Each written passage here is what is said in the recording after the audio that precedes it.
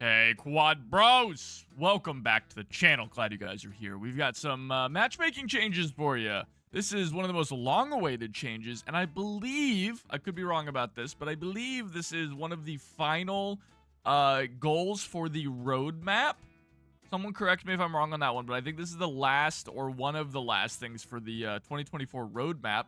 It's only 2025, guys. Or maybe it is the 2025 roadmap. I don't know. Anyway, it was on a roadmap a while ago, at least the last major roadmap that we've got, and it is matchmaking changes for groups. So as you can see, if you're going to read through this, basically what they're doing is they're making it to where if you queue as a group, as a party with people, then you will be matched with other groups of players that are together, right? And the default maximum difference will be one group. So this is really, I think, it's the most important for solo queuers. So if you're like me, I almost never play in a group unless I'm in Discord and playing with some random people in the Discord, which you guys should all join, by the way, link in the description. I'm always playing solo, like in the videos and stuff, I'm always playing solo. And so it can be rough whenever I queue into a, 2 4-stacks or something like that, or a 4-stack, a 3-stack, and a 2-stack, right? That can just be really brutal because it's so hard to make up that difference when you have people who are playing in Discord together and are communicating with one another and are a lot more coordinated than you are. And now, if you're a solo queuer, you won't run into that nearly as often. You'll be running into at most one group, or maybe you'll have some groups on your team that'll hopefully even out that difference. So it's a pretty good change. It's also worth mentioning that they are making it to where if you're in queue, if the groups are in queue for more than 60 seconds, then that difference increases to 2 instead of 1, which is fine. I think that's a fine change. I'm actually very pro expanding the matchmaker the longer you wait in queue and making it more and more open as time goes on. The same thing will be done for number of players in teams as well. So the game will not put you into a game. It will not put you into a lobby unless both teams have at most a 2-player difference. So it could be 8 versus 10, it could be 4v6, so on and so forth. If the wait exceeds 30 seconds, then this will increase to 4, and after 2 minutes to 6. Now, this last one isn't too big of a deal. I think it matters the most for Japan.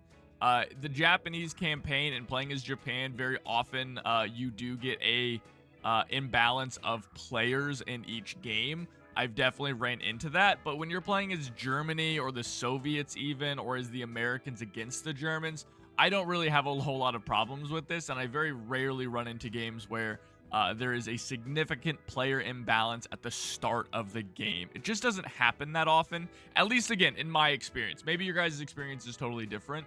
I'm curious what your guys' thoughts are on this. But this is really, really good stuff. This is good changes. This is stuff that we've been waiting on for a long time. The only criticism I would have with this is something that I don't think the devs could necessarily even factor in or should necessarily factor in. But it's worth pointing out that the groups here are just groups in general. There is no difference in the matchmaker between a 2-player group, a duo, and a 4-player group. So if you could queue into a game as a 2-player group and your opposing team, right, is a 4-player, like a 4-man squad, and the matchmaker will see those as inherently equal, which we obviously know isn't the case, but I think this brings it close enough to where the majority of the time it'll be okay. I think it really will be fine, and I don't think that'll happen too often.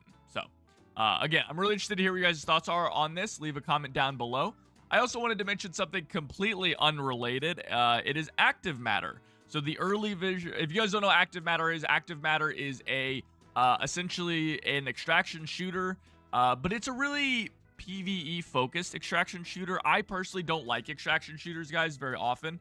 I'm not a fan of them, but I have been playing Gaijin's new game, Active Matter, and I like it a lot. It's very PvE focused, which I personally really enjoy. Like, if I were to get into an extraction shooter, it would be like Tarkov, but like the player versus the game Tarkov. Like, I don't like the PvP stuff because it gets too ridiculous. So you don't get a lot of that in Active Matter here, which is really great, I think. And so they're going into early access here in a couple weeks. I think it's September 9th. Yeah, September 9th is going to be whenever it goes into early access, and you can get the early access here. Now, we don't know if the game is going to be completely free later on. We don't know how that is going to look, so, you know, you might end up buying something now, and then it becomes free later while you still get some goodies and stuff like that, of course, but we don't know what it's going to look like. So these are the different packs that you can buy. I think if you haven't played the game, the standard edition is probably the way to go. I've played quite a bit of active matter. I did the whole prestige in the game, essentially, played quite a lot.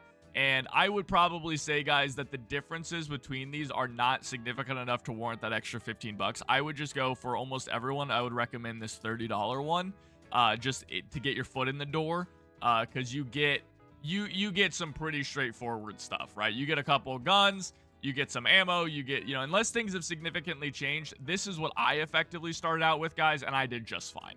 I really did. So I don't think that you need anything in this. I don't think this is going to significantly change the way that you need to play the game, and I think you will be just fine going with the standard edition. But I wanted to mention that to you guys. I think I'm going to be having active matter as definitely like part of the channel going forward, because like I said, I really enjoyed the game, and so I wanted to give this a shout out in case anybody else was interested in the game and was wanted to hear a little bit more about it. So leave a comment down below. Again, if you're interested in active matter and you think you're going to pick this up, join our Discord, because we're definitely going to be playing some active matter in there, and keep an eye out for whenever active matter goes live for active matter content on this channel. We'll be doing some goofy stuff playing around in that game. So of course, Enlisted will always be a staple, and we'll continue with that, but we'll mix in some active matter every once in a while. So thank you so much for watching. As always, guys, that's it for me. Remember to like and subscribe, and I'll see you guys next time.